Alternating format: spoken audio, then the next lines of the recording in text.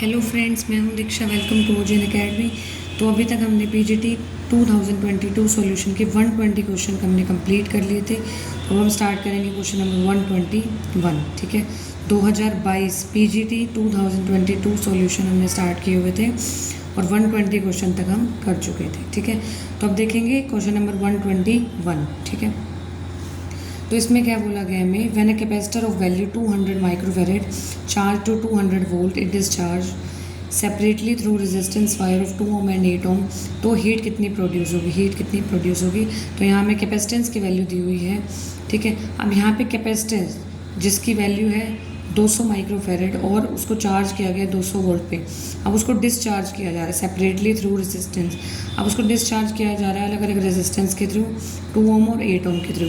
बताना है कि हीट कितनी प्रोड्यूस होगी। तो ये 4 ऑप्शन है। देखते हैं इसका सॉल्यूशन। तो देखते हैं 121 का सॉल्यूशन। अब देखिए, जब कैपेसिटर को चार्ज किया जा रहा है, ठीक है, पहले चार्ज किया गया 200 वोल्ट पे। ठीक है, कितने वोल्ट पे, 200 वोल्ट पे। ठीक है, पोटेंशियल डिफरेंस कितना है, 200 वोल्ट। और कैपेसिटेंस कितना है 200 माइक्रोफेरेड। माइक्रोफेरेड को चेंज करेंगे 10⁻⁻6 फेरेड आ जाएगा। और पोटेंशियल डिफरेंस है 200 वोल्ट। अब देखिए, जब हमारे पास कैपेसिटर डिस्चार्ज होता है ना रेजिस्टेंस के थ्रू, तो जितनी भी पोटेंशियल एनर्जी स्टोर होती है वो कन्वर्ट हो जाती है हीट में कन्वर्ट हो जाती है। और वो रेजिस्टर के इंडिपेंडेंट होती है, क्योंकि एनर्जी देखिए, जब कैपेसिटर डिस्चार्ज होगा, ठीक है, तो जितनी भी पोटेंशियल एनर्जी है वो हीट में कन्वर्ट होगी। और वो एनर्जी जो है वो कितनी है, हाफ CV², इसका फॉर्मूला होता है। तो वो रेजिस्टेंस पे डिपेंड ही नहीं करती। तो दोनों रेजिस्टेंस के लिए जो एनर्जी आएगी वो सेम आएगी, क्योंकि वो इंडिपेंडेंट होती है रेजिस्टर की एनर्जी।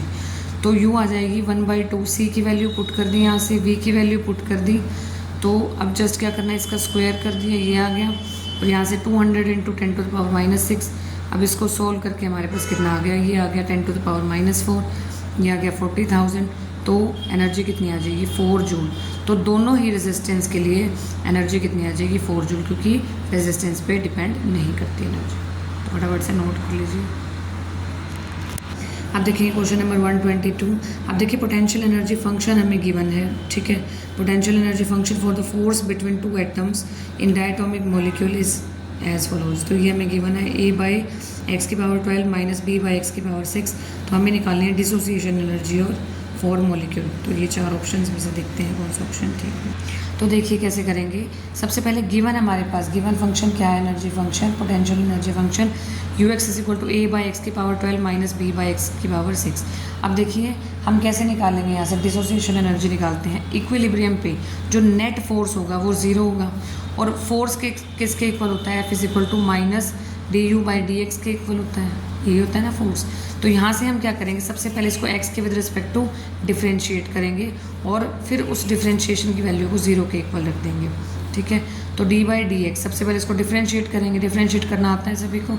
अब देखिए कैसे करेंगे, x⁻−12 हो जाएगी ऊपर जाके, और -b x⁻−6 हो जाएगी ऊपर जाके।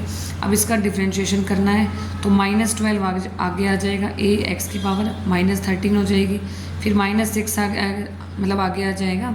अब देखिए -b पहले ही है, -6 आगे आ जाएगा, तो +6b हो जाएगा। और x की पावर कितनी हो जाएगी, -7। ठीक है, क्योंकि बढ़ जाती है।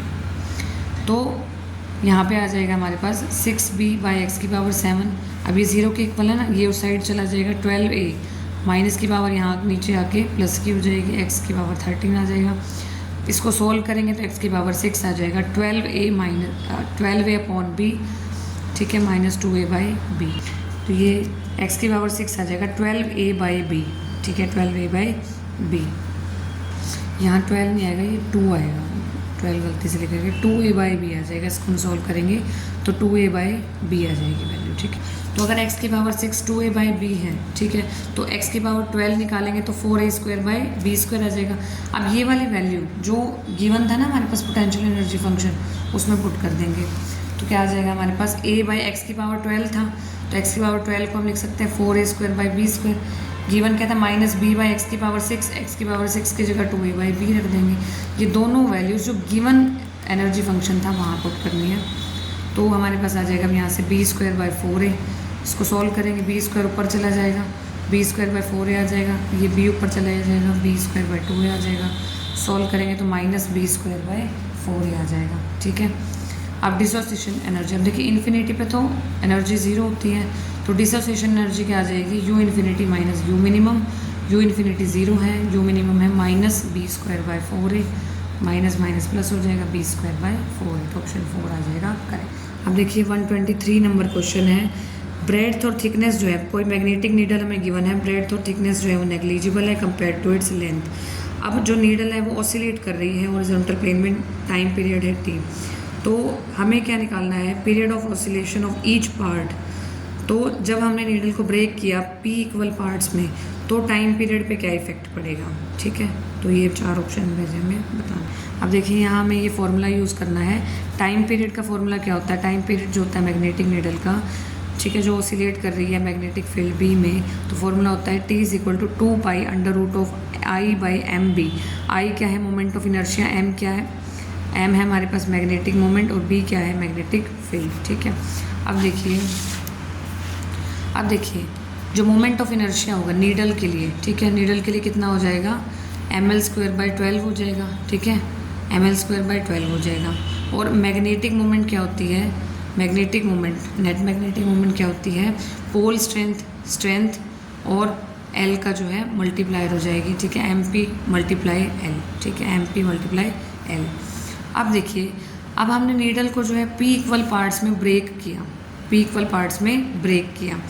अब ब्रेक करने के बाद तो जो न्यू मास आएगा, हर एक पार्ट का मास कैसे आएगा, जो टोटल मास था P पार्ट्स में डिवाइड किया है तो m बाई पी करेंगे तो न्यू मास आ जाएगा, हर एक पार्ट का मास, और हर एक पार्ट की लेंथ कितनी आ जाएगी, total length divide by p करेंगे, और न्यू मोमेंट ऑफ इनर्शिया क्या आ जाएगा, पुराना जो नीडल का था moment of inertia ml square by 12 था। अब नया मोमेंट ऑफ इनर्शिया मतलब हर एक पार्ट का निकालेंगे, वो कितना आ जाएगा, I dash is equal to m dash l dash square by 12 आ जाएगा। अब m डैश कितना है, m by P, l dash कितना है, l बाई पी का स्क्वायर हो जाएगा ना, यहाँ स्क्वायर है, अपॉन में 12 आ जाएगा। तो यहाँ से देखो p का स्क्वायर और p, ये p का क्यूब हो जाएगा, ठीक है, और ml स्क्वायर बाई 12 को हम i लिख सकते हैं, तो i लिख दिया, ठीक है।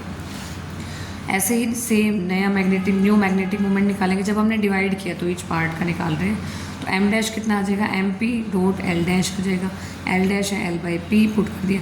ये क्या है, पोल स्ट्रेंथ, ये मास नहीं है, ध्यान रखना, ये मास नहीं है, ये पोल स्ट्रेंथ है, तो mp एज इट इज़ रहेगा। तो mp डॉट l को हम क्या लिख सकते हैं, magnetic moment, mp dot l को हम क्या लिख सकते हैं, मैग्नेटिक मोमेंट, तो इसको हमने लिख दिया मैग्नेटिक मोमेंट और p एज इट इज़। अब टाइम पीरियड t डैश क्या हो जाएगा, new time period 2 pi i dash m dash b, ठीक है, इनिशियली हमने लिया था 2 पाई i बाई एम बी, ठीक है, और डिवाइड करने के बाद आ जाएगा 2 पाई i dash by m dash b, ठीक है। i डैश की वैल्यू यहाँ से पुट कर दी, m डैश की वैल्यू यहाँ से पुट कर दी, और इसमें पुट कर दी b एज इट इज़। तो देखिए यहाँ पे क्या आ जाएगा, अब p क्यूब है और ये p है, तो p स्क्वायर आ जाएगा ना, ठीक है, और ये सारा जो इनिशियल टाइम पीरियड था वो आ जाएगा, तो t बाई ये रूट से बाहर आएगा तो p हो जाएगा, तो t dash is equal to t by P. थोड़ा सा टिपिकल है बट ध्यान से समझेंगे तो हो जाएगा, आई होप समझ में आ गया होगा।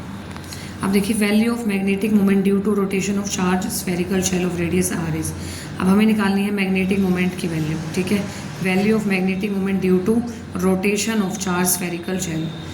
तो ओमेगा क्या है, रोटेशनल वेलोसिटी, और सिग्मा क्या है, सरफेस चार्ज डेंसिटी। इन 4 ऑप्शंस में से हमें बताना है। अब देखिए क्वेश्चन थोड़ा सा टिपिकल है और जो है ज्योमेट्री वाइज हमें चलना होगा। अब देखिए सबसे पहले टोटल चार्ज क्या होता है, देखो सिग्मा जो चार्ज डेंसिटी होती है, सरफेस चार्ज डेंसिटी क्या होती है, चार्ज पर यूनिट एरिया। तो चार्ज कैसे निकालेंगे, sigma into area, sigma into area 4 पाई r स्क्वायर। लेकिन अब हमने क्या किया, देखो हमारे पास क्या है, हमारे पास शेल थी, गिवन क्या है हमारे पास, शेल गिवन है स्फेरिकल शेल, ठीक है। अब हमने क्या किया, उस स्फेरिकल शेल पे एक थिन रिंग कंसीडर कर ली, ठीक है। स्फेरिकल शेल पे जैसे ये स्फेरिकल शेल है तो हमने क्या किया, एक रिंग कंसीडर कर ली, इस टाइप से रिंग, ये बाहर निकल रही, हमने इस तरह से रिंग कंसीडर कर ली, ठीक है। अब देखिए रिंग कंसीडर की हमने, और जो ये रिंग है, ठीक है, एक्सिस ऑफ रोटेशन के साथ जो एंगल बनाएगी वो थीटा होगा, ठीक है, और विड्थ क्या हो जाएगी, आर डी थीटा, क्योंकि जो बड़ा स्फेरिकल शेल है उसकी रेडियस कैपिटल आर है। एक हमने थिन रिंग कंसीडर की इसी पे ही, ठीक है, उसकी रेडियस कितनी हो जाएगी हमारे पास r साइन थीटा ज्योमेट्री से, ठीक है। और विड्थ कितनी हो जाएगी r d थीटा। तो एरिया निकालेंगे, अगर रिंग का एरिया निकालेंगे तो क्या हो जाएगा, ठीक है, 2 pi r sine theta into r d theta. Width से हमने सरकमफ्रेंस को मल्टीप्लाई करा दिया, d आ गया, ठीक है। तो 2 pi r square sine theta d theta आ जाएगा। और चार्ज डेंसिटी क्या हो जाएगी हमारे, देखिए चार्ज डेंसिटी होती है चार्ज पर यूनिट एरिया। तो इस रिंग का चार्ज आ जाएगा dq, इस रिंग का ये जो रिंग हमने कंसिडर की इसका चार्ज dq आ जाएगा। तो सिग्मा इंटू डी ए आ जाएगा, ठीक है। तो सिग्मा इंटू डी ए हमने निकाल दिया, ये वैल्यू यहाँ पुट कर दी, ठीक है। अब हमारे पास, अब देखिए करंट क्या होता है, इसका करंट अगर हम निकालेंगे डी आई हो जाएगा, डी आई क्या हो जाएगा, डी क्यू बाई टी हो जाएगा, ठीक है। और टी हमें पता है 2 पाई बाई ओमेगा होते हैं, ये हमने वैल्यू पुट कर दी। डी क्यू की वैल्यू हमने यहाँ से पुट कर दी। थोड़ा सा लेंथी है क्वेश्चन, पर पेशेंस से समझना पड़ेगा, ठीक है। तो यहाँ से 2 पाई से 2 पाई कैंसिल आउट हो गया, तो ये बच गया हमारे पास sigma omega R square sine theta D theta. अब देखिए हमें क्या निकालना है, मैग्नेटिक मोमेंट। सबसे पहले हमने जो रिंग कंसीडर किया सिंगल रिंग के निकालेंगे, फिर उसको इंटीग्रेट कर देंगे तो नेट आ जाएगा हमारे पास, ठीक है, नेट मैग्नेटिक मोमेंट। तो सिंगल रिंग के लिए हमारे पास मैग्नेटिक मोमेंट डी एम हो जाएगा। और मैग्नेटिक मोमेंट क्या होता है, करंट मल्टीप्लाई एरिया, ये हमने 12th क्लास में पढ़ा हुआ है ना। तो D I multiply area of ring आ जाएगा, ठीक है। डी आई हमने निकाल के रखा हुआ है sigma omega R square sine theta D theta. और एरिया क्या हो जाएगा रिंग का, पाई आर स्क्वायर। और रिंग का जो रेडियस है, रिंग की जो रेडियस है वो कितनी है, आर साइन थीटा। तो आर की जगह हम पुट कर देंगे आर साइन थीटा। तो पाई आर स्क्वायर है तो पाई आर स्क्वायर साइन थीटा। अब देखिए ये जो स्मॉल आर है, ये जो स्मॉल आर है, स्मॉल आर तो जो हमने रिंग कंसीडर की है स्मॉल रिंग, उसकी रेडियस है जो कि R sine theta. Capital R है जो कंप्लीट स्फेरिकल शेल की रेडियस, ये समझना है आपको।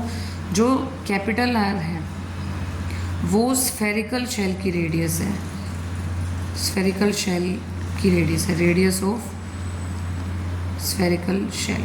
और जो कैपिटल, ये जो स्मॉल आर है ये रेडियस है, रेडियस ऑफ जो रिंग हमने कंसीडर की है, रिंग, ठीक है। और ये आर किसके इक्वल है, कैपिटल आर साइन थीटा। ये चीज़ क्लियर करनी जरूरी है, बाकी तो आप कर लेंगे।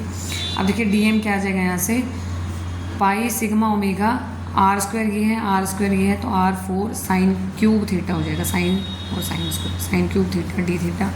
अब नेट मैग्नेटिक मोमेंट निकालने के लिए इसको इंटीग्रेट करेंगे, एम आ जाएगा 0 से पाई इंटीग्रेट करेंगे तो ये आ जाएगा इसका इंटीग्रेशन। अब बाकी सारी चीज़ें जो कांस्टेंट है बाहर आ जाएंगी, इंटीग्रेशन होगा थीटा विद रिस्पेक्ट टू, तो sine cube theta D theta. अब रिजल्ट यूज़ करेंगे 0 से pi sine cube theta D theta, इसकी वैल्यू होती है 4/3 तो 4/3 वैल्यू यहाँ पुट कर दी, तो एम आ गया 4/3 pi sigma omega R 4, option 3 correct. अब देखिए 125 नंबर क्वेश्चन है, if trajectory of a moving body under inverse central force is parabolic trajectory हमें गिवन है, तो हमें सेंट्रिसिटी और टोटल एनर्जी की वैल्यू बतानी है। तो इन 4 ऑप्शंस में से देखते हैं कौन सा ऑप्शन सही हो।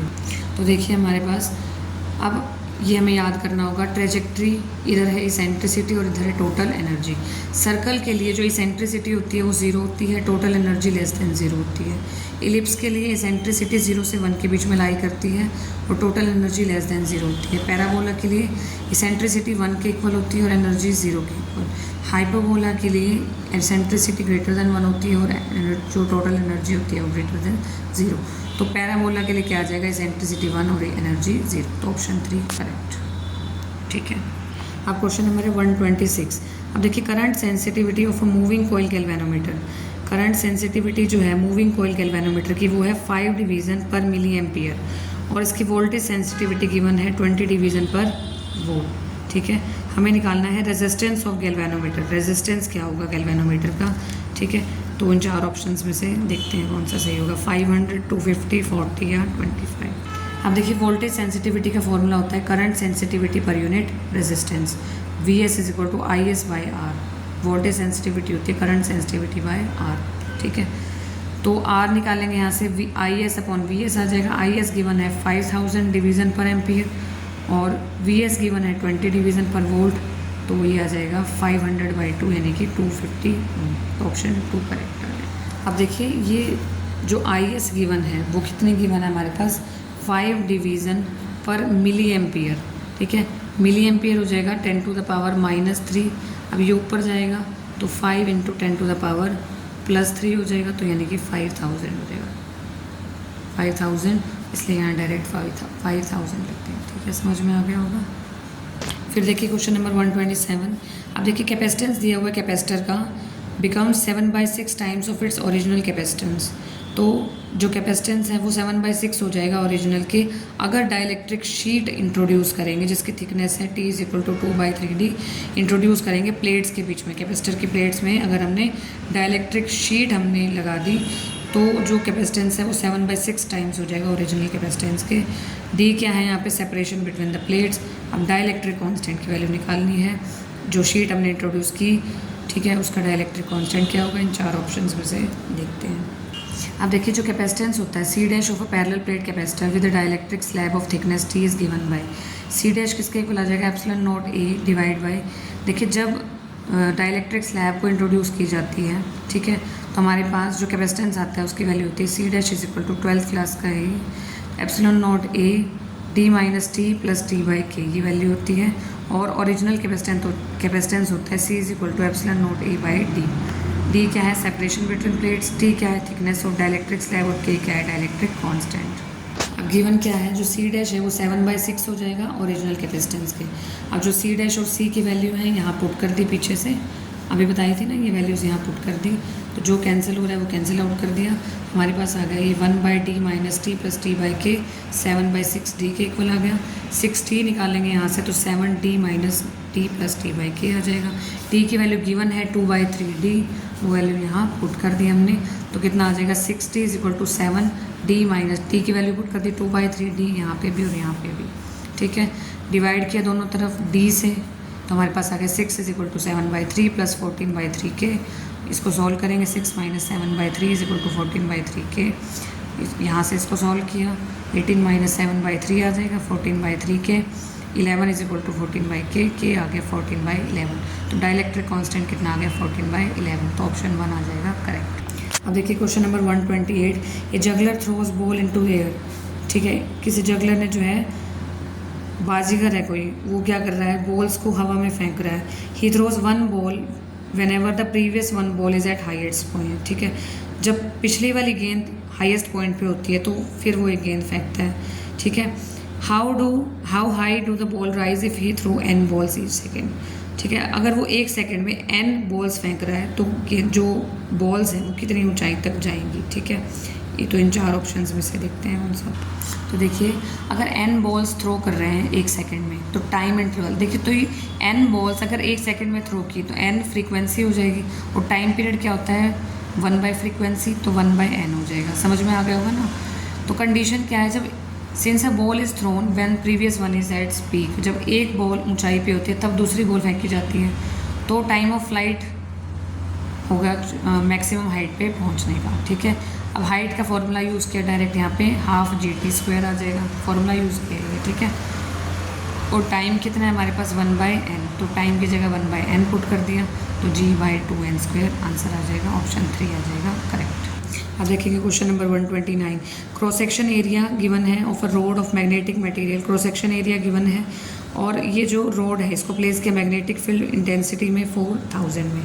निकालनी है value of magnetic flux passing through material, flux भी गिवन है, ठीक है। तो मैग्नेटिक ससेप्टिबिलिटी हमें निकालनी है, ससेप्टिबिलिटी हमें निकालनी है, ठीक है। तो ये 4 ऑप्शन है 199, 198, 197 और 200, ठीक है।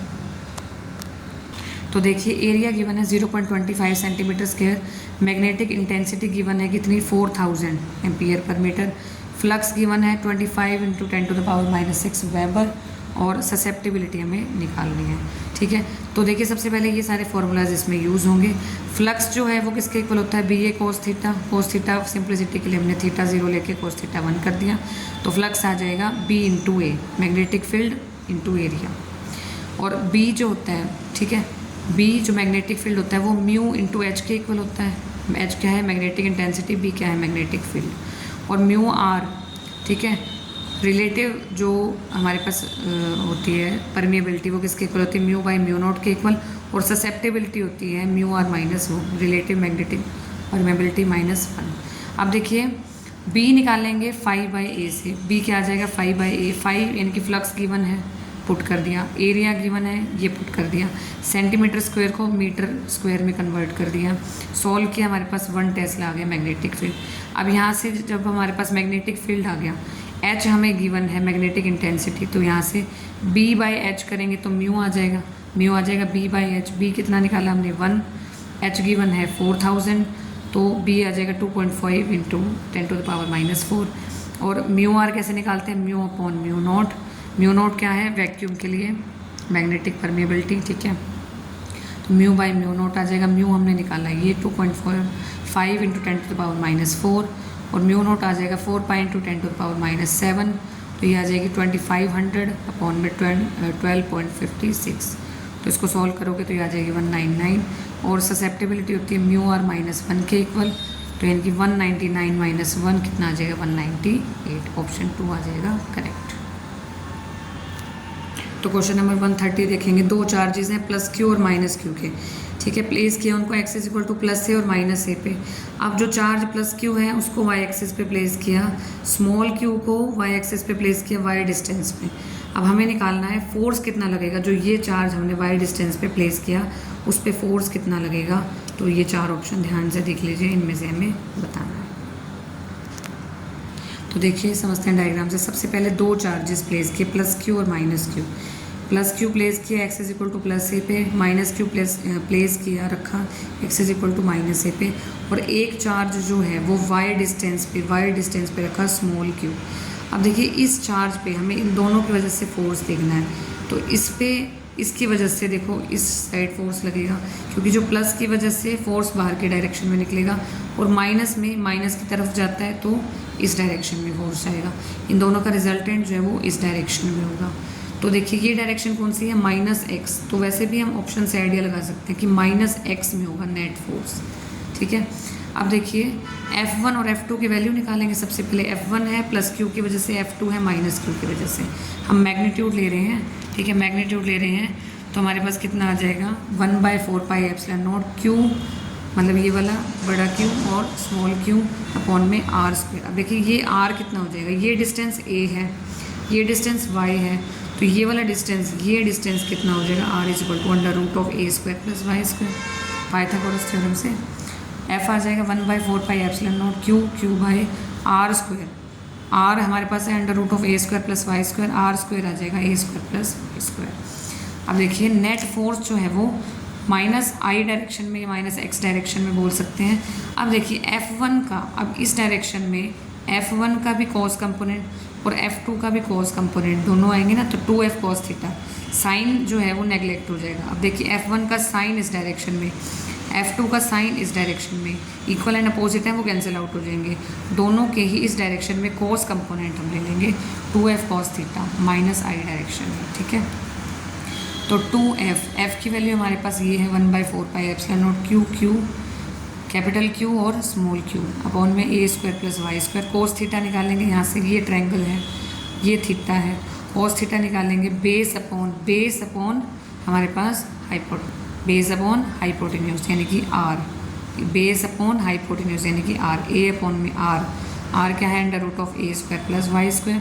तो यहाँ से इसको सॉल्व करेंगे तो कितना आ जाएगा 1/4πε0 Q अपॉन a² + y², ये 1 है और ये 1/2, तो 3/2 हो जाएगा। 2a यहाँ ले लिया, -x डायरेक्शन है, ये -x डायरेक्शन है ना इस तरफ, तो -x, तो ऑप्शन 4 आ जाएगा करेक्ट।